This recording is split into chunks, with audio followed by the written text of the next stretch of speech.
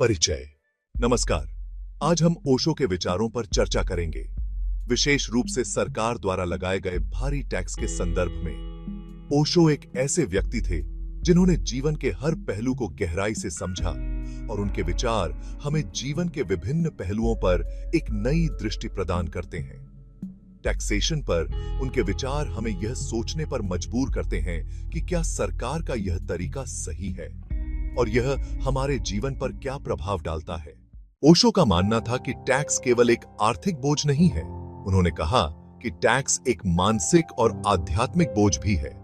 जब सरकारें टैक्स लगाती हैं तो वे दरअसल हमारी स्वतंत्रता पर कर लगा रही होती हैं। जितना ज्यादा टैक्स उतनी कम स्वतंत्रता। ओशो के अनुसार सरकारें टैक्स के जरिए हमें नियंत्रित करने की कोशिश करती हैं। वे हमारे जीवन के हर पहलू पर अपना अधिकार जताना चाहती हैं।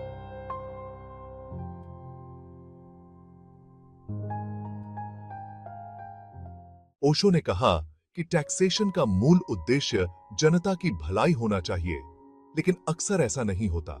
सरकारें टैक्स के जरिए अपना खजाना भरती हैं और सत्ता को मजबूत करने के लिए इसका उपयोग करती हैं। यह एक प्रकार का सत्ता का खेल है जिसमें आम जनता सिर्फ एक मोहरा बन जाती है। लेकिन ओशो ने इस स्थिति से निकलने का भी एक मार्ग बताया। उन्होंने हमेशा ध्यान करने पर जोर दिया। ओशो के अनुसार ध्यान ही वह मार्ग है जो हमें इस सत्ता और टैक्स की जकड़न से मुक्त कर सकता है।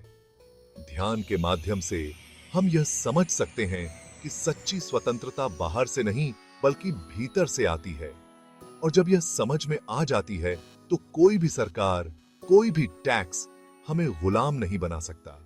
ध्यान हमें यह भी सिखाता है कि टैक्स केवल हमारे धन पर नहीं बल्कि हमारे मन और आत्मा पर भी एक बोझ है।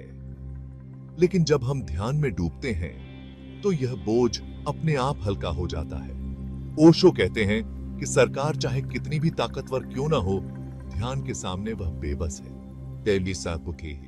इस स्क्रिप्ट में ओशो के विचारों को एक स्पष्ट और सरल तरीके से प्रस्तुत किया गया है, जिससे श्रोताओं को यह समझने में आसानी हो कि ओशो के अनुसार सरकार द्वारा लगाए गए भारी टैक्स का हमारे जीवन पर क्या प्रभाव पड़ता है और इससे कैसे मुक्ति पाई जा सकती है।